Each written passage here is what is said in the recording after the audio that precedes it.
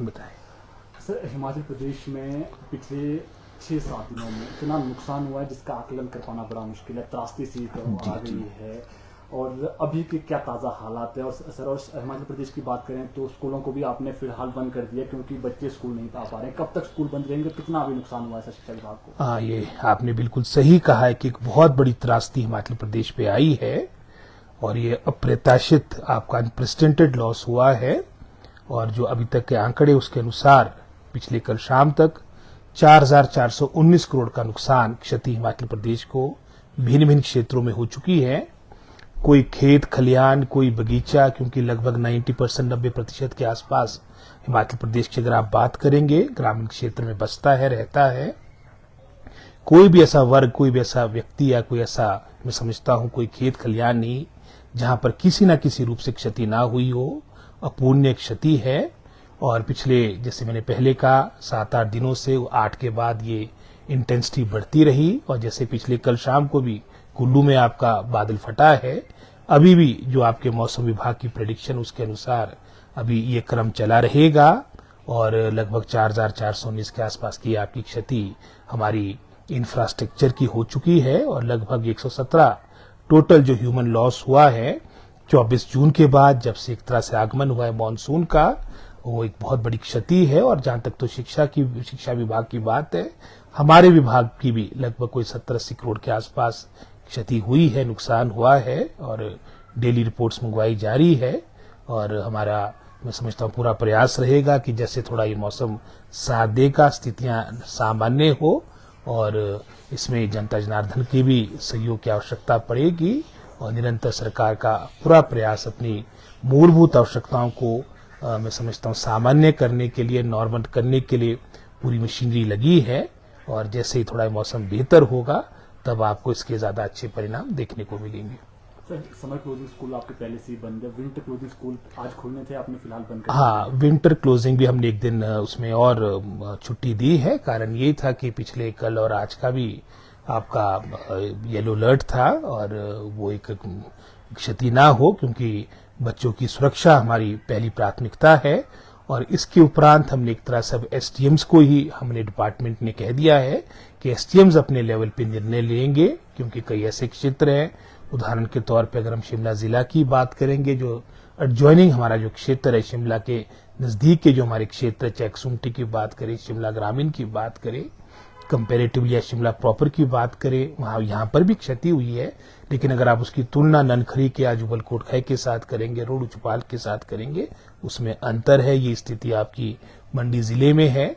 आपके सिराज विधानसभा क्षेत्र या पद्दर विधानसभा क्षेत्र में क्षति ज्यादा हुई। निचले क्षेत्र जो सुंदरनगर वगैरह के जो क्षेत्र निचले, कंपेरेटिवली वहां पर इतनी क्षति नहीं हुई है। तो हमारा ये प्रयास है कि जहां पर लगभग नुकसान कम है वहां पर तो आपका जो एकेडमिक सेशन है वो सामान्य चलता रहे।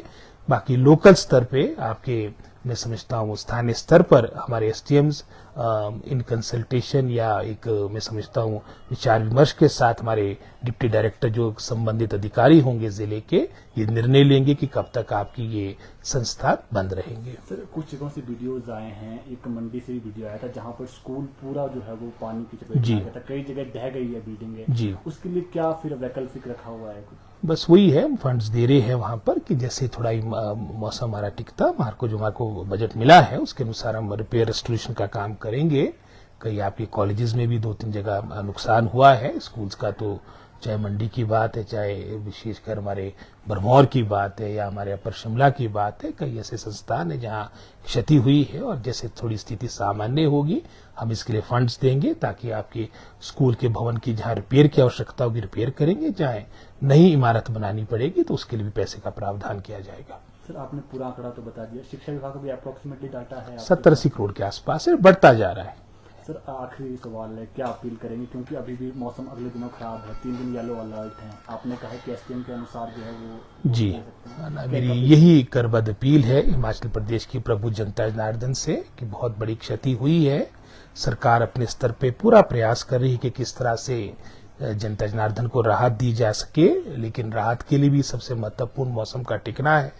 और विशेषकर 8 तारीख के बाद निरंतर कुछ क्षेत्रों में भारी वर्षा हो रही है, कई जगह आपके बादल फट रहे हैं, सुरक्षा बहुत महत्वपूर्ण है। हम स्वयं कुछ बातें कर सकते हैं। उदाहरण के तौर पे ट्रैवलिंग कम से कम की जाए, क्योंकि अभी भी जो आपकी सड़कें खुली है अधिकतर वो टेम्परली खुली है। चाहे हम परमाणु से शिमला की बात करें, चाहे हम और क्षेत्रों की बात करें, जहां बहुत ही आवश्यक हो तभी आप ट्रैवल करें, और साथ ही साथ नदी नालों के नजदीक ना जाए और सरकार का सहयोग करें। और हमारे सभी विभाग, चाहे बिजली विभाग है, पानी हमारा पेयजल का विभाग है, चाहे सड़कों की बात है, क्योंकि अधिकतर जो सर्वाधिक क्षति हुई है हमारी इन्हीं 3 मूलभूत आवश्यकताओं में हुई है। इसको सामान्य करने के लिए ये सभी कार्य में लगे, पूरी मशीनरी लगी है, और इसमें भी जनता जनार्दन का सहयोग करे। कहीं पर मैं समझता हूँ आपके पानी की निकासी के लिए जमीन के काटना भी आवश्यक है, और साथ ही साथ पानी की निकासी के बिना सड़कें आपके हमारे क्षेत्र में सफल नहीं हो पाती। और एक प्रमुख कारण जो सड़कें विशेषकर हमारे ऊपरी क्षेत्रों में जो क्षति हुई है वो पानी की निकासी के कारण भी है, क्योंकि जो पैरामीटर है 1 किलोमीटर में कम से कम हमारे जो ये हिली एरियाज है 4 से 5 कलवट पड़ने चाहिए, लेकिन पड़ता कितने हम सभी जानते हैं, एक आधा मुश्किल से पड़ता। मैं ठियोग बाईपास का ही देख रहा था, लगभग कोई 2.5-3 किलोमीटर के आसपास की कुल लंबाई है, जहां एज पर नॉर्म उसमें 11 आपके कलवट पड़ने थे, मात्र 2 ही पड़ने दिए। तो ये सभी मैं समझता हूं जो लॉसेज हुए हैं ये भी एक कारण है। और मेरी यही अपील रहेगी कि जनता जनार्दन ऐसे समय में हमें संयम भी रखना है, और साथ ही साथ जहां तक सरकार की बात है वो माननीय मुख्यमंत्री के दिशा निर्देश में हमारा पूरा प्रयास है कि शीघ्र ये सारी स्थितियां सामान्य हो। सर, आखिरी सवाल है, आप खुद से बाहुल्य क्षेत्र से आते हैं, महकमा आपके पास नहीं है, कुछ ग्रामीण सड़कें टूट गई है, आपने पिछले दिनों एक बैठक भी ली थी जिलाधीश के माध्यम से, क्या ग्राउंड रिपोर्ट है सर अभी? वो तो मैंने शुरू में कह दिया कि कोई ऐसा किसान बागवान नहीं है जिसकी क्षति ना हुई हो। आपके हजारों की संख्या में आपके घर ढह गए हैं, या फिर आपके पार्शली डैमेज हो गए हैं। आपके खेत खलियान बगीचे आपके किसी न किसी रूप से मैं समझता हूं हजारों करोड़ की नुकसान हो गया। मैंने तो बल्कि हॉर्टिकल्चर विभाग को कहा कि इसका अलग से आंकलन भी किया जाए, क्योंकि क्षति जो पेड़ों की हो रही है, सेबों की पेड़ों की, या जो हमारे अन्य जो हमारे बागवानी से संबंधित पेड़ है, वो 1 वर्ष की नहीं, वो एक परमानेंट लॉस हो रहा है, कि इसको भी रिकॉर्ड करना अत्यंत आवश्यक है। और ये एक पूर्णीय क्षति है, और मैं समझता हूं इसको लेकर सरकार ने पूरा डाटा तैयार करेगी, और जो हमारी कमेटी केंद्र से आ रही है उनके सामने भी प्रेजेंट करेंगे, क्योंकि हमारे मुख्यतः हिमाचल प्रदेश के 2-3 सेक्टर्स थे जिस पर हमारी पूरी इकॉनमी बेस्ड थी। चाहे टूरिज्म की बात हो, टूरिज्म में भी आपने देखा कितना नुकसान, कुल्लू मनाली का मंजर आपके सामने है कितना हुआ है।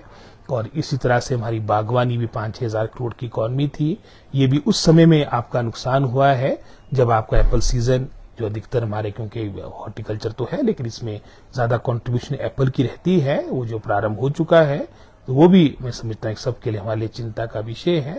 ये सारे जो नुकसान क्षति हुई है, हम सब सारी बातें केंद्र सरकार के संज्ञान में भी लाएंगे, क्योंकि 18 तारीख से इनका कार्यक्रम इस कमेटी का पूरे प्रदेश का है, और सारी लॉसेज रिपोर्ट किए जाएंगे, ताकि हमारे को केंद्र से कम 2000 करोड़ का इंटरिम आपको रिलीफ मिलना चाहिए। अभी जो हमारे को मिला है वो वही है जो हमारे को रूटीन में हर प्रदेश को मिला है। हमारे साथ लगते प्रदेश उत्तराखंड की बात, वहाँ 400 करोड़ से अधिक की राशि मिली है, और हमारे को 180 करोड़ के आसपास मिला, तो पूरे भारतवर्ष में मिला है। जो हमारे को दिसंबर में मिलना था वो अब मिला है। तो हमें आशा है कि आने वाले समय में जितना नुकसान प्रदेश में हुआ है उसके अनुरूप मैं समझता हूँ हमारे को केंद्र से राहत दी जाएगी, हमारे को एक तरह से पैकेज दिया जाएगा।